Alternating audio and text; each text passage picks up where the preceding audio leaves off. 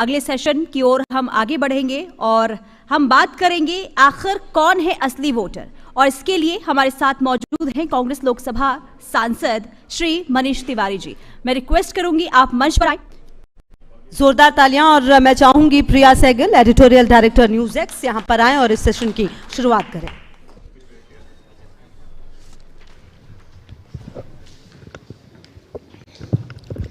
Thank you and thank you Manish ji for coming today. आज आपका काफ़ी हेक्टिक दिन है, पार्लियामेंट भी चल रहा है, लेकिन first I want to congratulate you. आपने काफ़ी दमदार स्पीच दी इलेक्टोरल रिफॉर्म्स को लेके और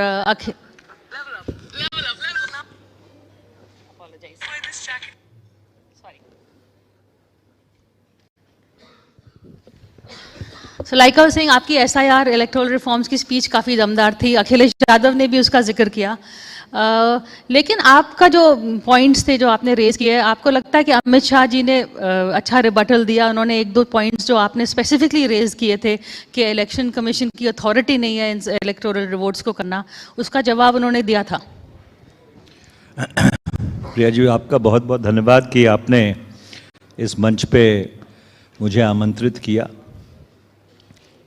9 दिसंबर 2025 को जब चुनाव सुधार के ऊपर लोकसभा में चर्चा शुरू करने का मुझे अवसर मिला, तो मैंने ये बात बहुत जिम्मेवारी से कही थी कि चुनाव आयोग के पास संवैधानिक और कानूनी तौर पर पैन स्टेट एसआईआर कराने का कोई ना ही कानूनी ना ही संवैधानिक औचित्य है।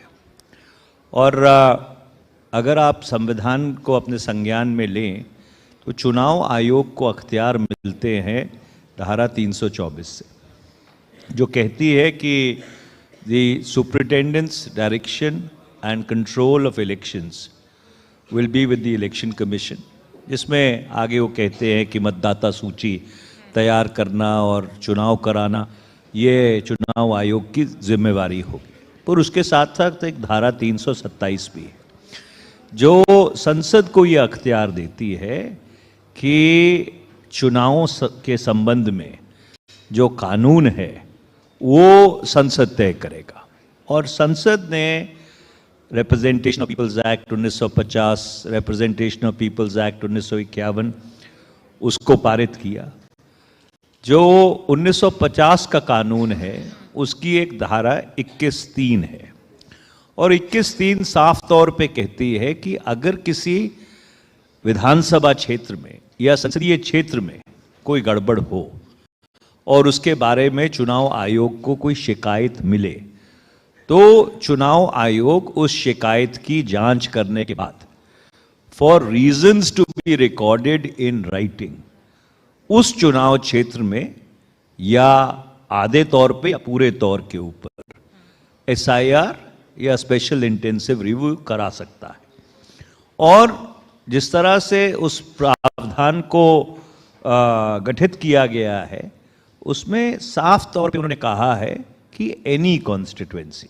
अब एनी कॉन्स्टिट्यूएंसी का मतलब एवरी कॉन्स्टिट्यूएंसी नहीं है, और इसलिए मैंने सदन में उस दिन कहा कि चुनाव आयोग को बिहार के कौन से चुनाव क्षेत्र से गड़बड़ी की खबर मिली थी, पश्चिम बंगाल के कौन से चुनाव क्षेत्र से गड़बड़ी की खबर मिली है, केरल के कौन से चुनाव क्षेत्र से मिली है, मध्य प्रदेश के कौन से चुनाव क्षेत्र से मिली है, उसकी क्या जांच हुई, उसके ऊपर क्या उन्होंने फाइंडिंग्स रिकॉर्ड की है, इस सब चीज़ को सार्वजनिक करना चाहिए।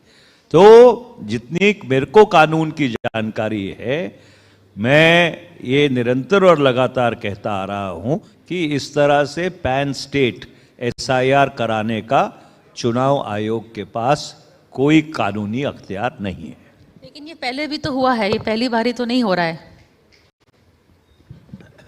आपकी बात बिल्कुल सही है, और उस दिन संसद में भी मैंने बात कही थी कि multiple wrongs don't make a right. अगर किसी ने पहले संविधान नहीं पढ़ा या कानून नहीं पढ़ा और अगर कोई गलत परंपरा डल चुकी है, तो इसका ये मतलब नहीं है कि उस गलत परंपरा को आप आगे बढ़ाते ही जाएं। You perpetuate it into perpetuity.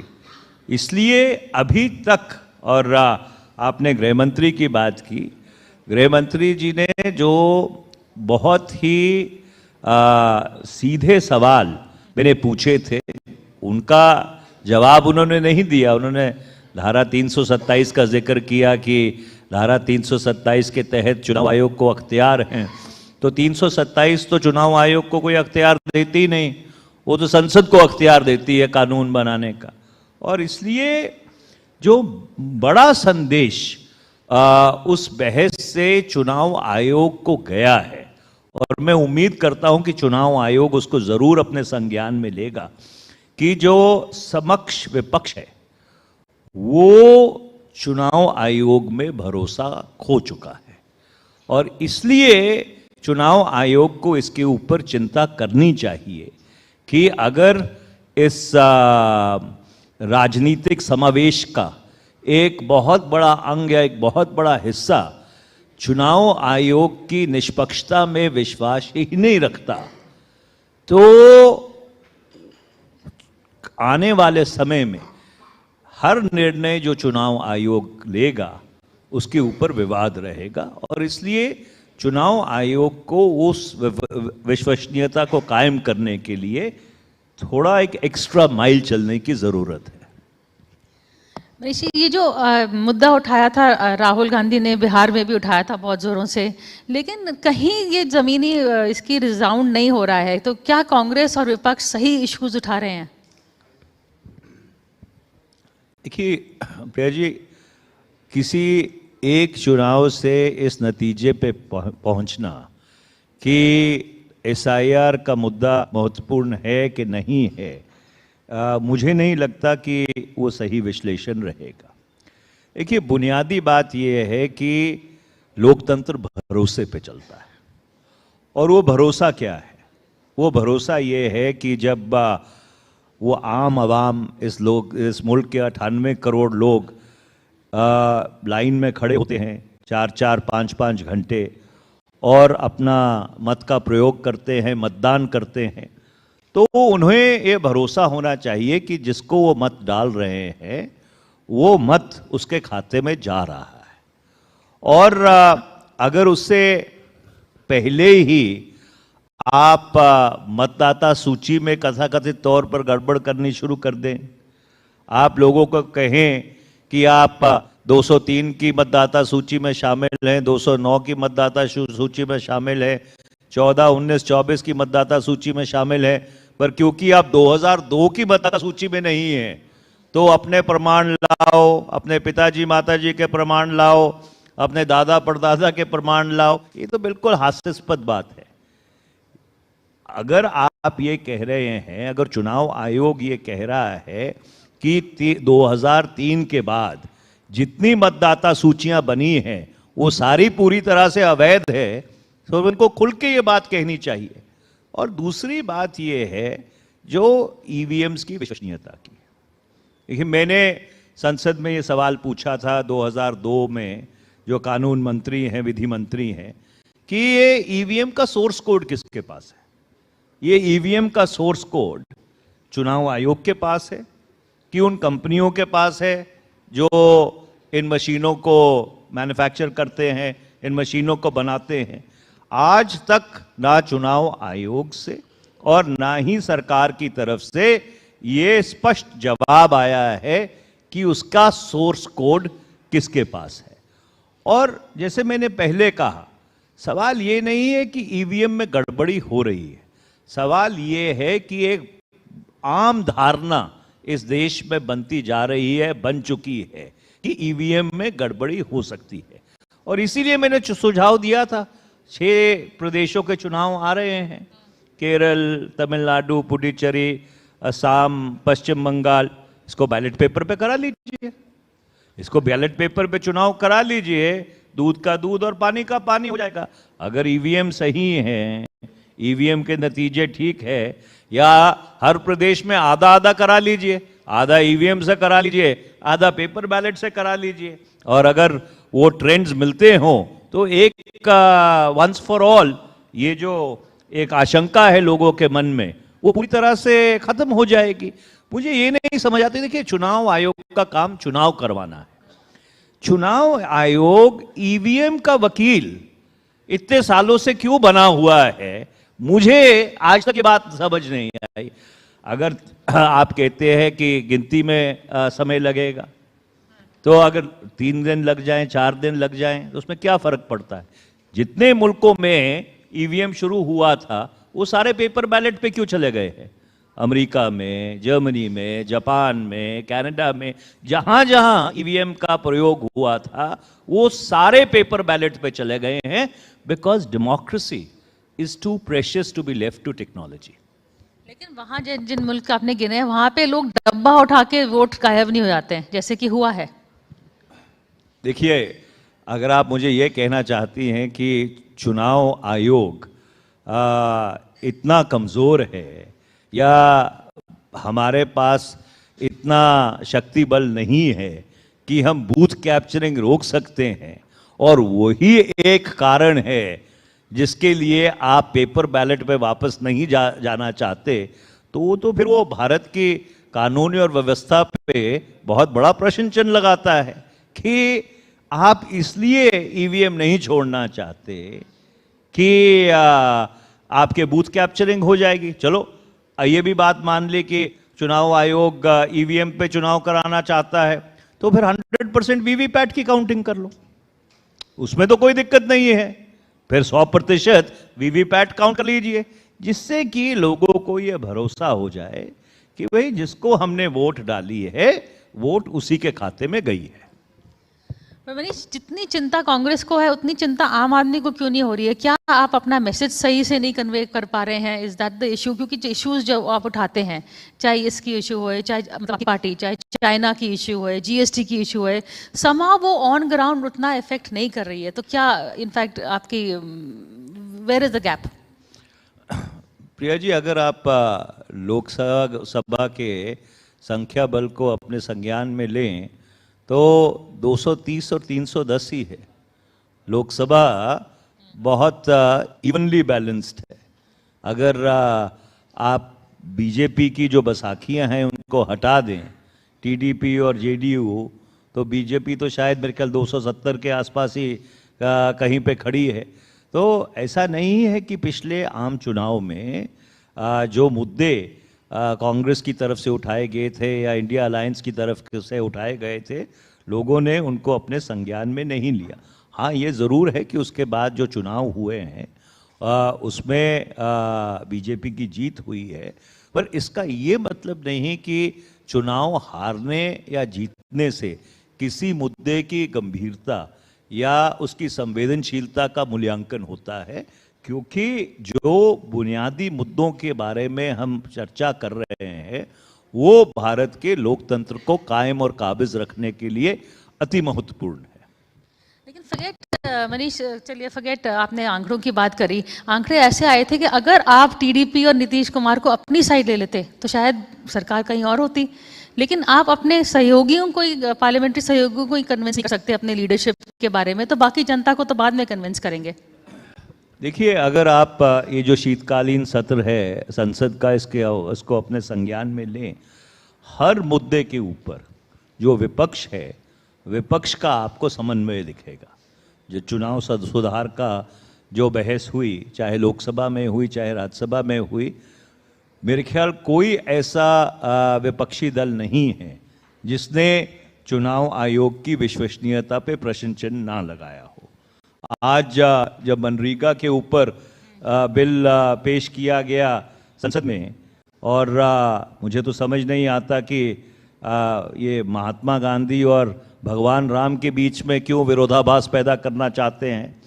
Mahatma Gandhi की जब हत्या की गई थी और उनको गोलियों से छलनी कर दिया गया था, तो जो आखिरी अल्फाज उनके मुंह से निकले थे वो हे राम थे। तो महात्मा गांधी के नाम पर एक बहुत ही कामयाब स्कीम जो पिछले 2 दशक से चल रही है, उसका नाम परिवर्तित करने का क्या औचित्य है, मुझे तो आज समझ नहीं आया। और आज अगर आपने सदन को देखा होगा, पूरा समस्त विपक्ष इस बात के खिलाफ था कि ये जो आप रीलेबलिंग कर रहे हो और एक बहुत ही विवादप्रस्त तरीके से ये विरोधाभास पैदा कर रहे हो, ये कोई बहुत सकारात्मक सोच नहीं है, नकारात्मक सोच है। और इसलिए इशू टू इशू अगर आप कोऑर्डिनेशन देखेंगे तो सारा विपक्ष आपको एक तरफ मिलेगा। मैंने सदन को तो देखा लेकिन सदन के आपके नेता को नहीं देखा, तो इस parliament not so important for him कि इसी समय उनको जर्मनी जाना पड़ा। देखिए, ऐसा है, चुनाव सुधार पे जब चर्चा हुई या उसके पहले और बाद नेता विपक्ष यहीं थे, तो इसलिए कभी कभी ऐसी कमिटमेंट्स होती हैं कि जिसके कारण किसी व्यक्ति को बाहर जाना पड़ता है। पर उस पर यह कहना कि नेता विपक्ष या नेता प्रतिपक्ष संसद के प्रति संवेदनशील नहीं है, मुझे नहीं लगता कि वो सही रहेगा। देखिए, बुनियादी बात यह है कि जब से 2000 इस लोकसभा का 18वीं लोकसभा का गठन हुआ है, तब से आप देखेंगे कि विपक्ष का जो समन्वय है और विपक्ष की जो सामूहिक चिंताएं हैं, वो समय समय के ऊपर बहुत ही अग्रसर तरीके से विपक्ष रखता रहा है। आपको नहीं लगता है कि सदन का जो महत्व था वो इतना अब नहीं रहा है कि चाहे या तो हम प्रोटेस्ट देखते हैं या फिर लोग एब्सेंट होते हैं, तो पार्लियामेंटेरियंस पार्लियामेंट को इतना सीरियसली नहीं ले रहे हैं, कटिंग अक्रॉस पार्टी लाइंस। देखिए, संसदीय प्रक्रिया में बहुत ही अहम सुधारों की ज़रूरत है, और सबसे बड़ा सुधार जो लाने की ज़रूरत है कि इस 10th शेड्यूल में संशोधन करना चाहिए। मैं प्राइवेट मेंबर्स बिल 2010 में भी लेके आया, 2021 में भी लेके आया और 25 में फिर लेके आया हूँ। ये जो एंटी डिफेक्शन लॉ बना था, ये आया राम गया राम की राजनीति को रोकने के लिए, उसे तो रोक पाया नहीं। वो जो पहले रिटेल एक्टिविटी थी, फिर वो होलसेल एक्टिविटी हो गई, 2014 के बाद तो मेगा मॉल एक्टिविटी हो गई, कि पूरी पार्टी ही ले जाओ। पर इससे हुआ क्या है, जो कॉन्स्टिट्यूएंसी कॉन्शियंस और कॉमन सेंस है, वो संसदीय प्रणालियों से बिल्कुल दूर चला गया है। आप अगर 1950 से लेकर 1985 तक जो क्वालिटी ऑफ डिबेट था संसद में या विधानसभाओं में भी, अगर उसको अपने संज्ञान में लें और 85 से लेकर 2025 को अपने संज्ञान में लें, तो उसमें बहुत फर्क है। जब ये, जिसे मैं कहता हूं, विप ड्रिवन टिरनी नहीं थी, तो मंत्रियों को सिर्फ विपक्ष के साथ नहीं, अपने खुद के सांसदों के साथ, अपने खुद के विधायकों के साथ भी बात करनी पड़ती थी कानून बनाने के लिए। बेस्ट प्रैक्टिसेस के ऊपर सांसद और विधायक रिसर्च करते थे। आजकल विधानसभाओं का तो ये हाल हो गया है कि पूरे वर्ष में शायद मेरे ख्याल 25-30 दिन विधानसभा मिलती हो। तो लेजिस्लेटिव इंस्टीट्यूशंस का जो एक डेन्यूडेशन हुआ है, वो स्ट्रक्चरल भी है, और उसमें ज़रूर जिस तरह का कॉन्डक्ट सांसदों का या विधायकों का रहता है, उसकी भी उसमें बहुत बड़ी भूमिका है। आखिरी सवाल मनीष, पंजाब में चुनाव आने वाले हैं और हाल ही में आपके एक सहयोगी ने ये एलिगेशन किया है कि आप एक सीएम बनने का फंड है कांग्रेस में, तो वो फंड की कलेक्शन शुरू हो गई है क्या? देखिए, वो इतना हास्यास्पद है कि उसका बहुत सटीक और सही जवाब तो भूतपूर्व मुख्यमंत्री कैप्टन अमरिंदर सिंह, जो आजकल भारतीय जनता पार्टी में है, उन्होंने दे दिया था। तो कांग्रेस को तो उसका जवाब देने की ज़रूरत ही नहीं पड़ी। तो इसलिए कभी कभी we tend to swing from the sublime to the ridiculous. तो इन चीज़ों को इतनी गंभीरता से लेने की ज़रूरत भी नहीं है। आ रहे हैं कैप्टन अमरिंदर सिंह वापस कांग्रेस में? सवाल तो आप उन्हीं से पूछिए तो बेहतर रहेगा, अच्छा, जो इसका जवाब वही दे पाएंगे। तो सीएम फेस कौन बनेंगे आपके कांग्रेस के? देखिए, चुनाव में अभी साल है, और पंजाब की कांग्रेस बैठकर अखिल भारतीय कांग्रेस कमेटी से बातचीत करके अगर ज़रूरत पड़ेगी तो उस पर भी फैसला लेगी। पर दोनों ही मॉडल ट्राई किए गए हैं। बहुत सारी जगह हम बगैर किसी को आगे रख के चुनाव लड़ते हैं और चुनाव जीतते रहे हैं। कई जगह हम डिक्लेयर करके चुनाव लड़ते रहे हैं, हारते भी रहे हैं और जीतते भी रहे हैं। तो इसलिए ये कहना कि आपको मुख्यमंत्री का दावेदार या मुख्यमंत्री का चेहरा डिक्लेयर करना अनिवार्य है, मैं उससे इत्तेफाक नहीं रखता। और वेस्टमिनिस्टर मॉडल में तो मुख्यमंत्री चुनने का अख्तियार विधायकों को होना चाहिए, पर होता नहीं है, ना कांग्रेस में ना बीजेपी में। मेरा ये मानना है कि ये अख्तियार, क्योंकि हमारा अभी तक जो लोकतांत्रिक प्रणाली है वो कोई प्रेसिडेंशियल प्रणाली नहीं है, और जिस मॉडल को आप लेके चले थे, जो उस मॉडल की परंपराएं हैं, जो उसका संवैधानिक औचित्य है, उसकी इज्जत करनी चाहिए। आपका नाम भी आ सकता है। देखिए, मैं तो चंडीगढ़ से सांसद हूँ, आजकल आधा हरियाणा का हूँ, आधा पंजाब का हूँ, जो बाकी बचता है वो चंडीगढ़ वालों का हूँ। चलिए Manish ji, thank you so much हमसे आके बातचीत करने के लिए, and wish you all the best. Thank you. बहुत शुक्रिया मनीष तिवारी जी, आपने अपना कीमती समय दिया और इस खूबसूरत शाम की आपने शोभा बढ़ाई। बहुत बहुत शुक्रिया। तो हमेशा देखा जाता है मनीष तिवारी जी संसद में अपनी आवाज़ बेबाकी के साथ उठाते ही हैं, इसके अलावा भी कोई और मंच हो तो वहाँ पर भी दिल खोलकर बोलते हैं। For more such videos, subscribe to the NewsX YouTube channel, hit the bell icon.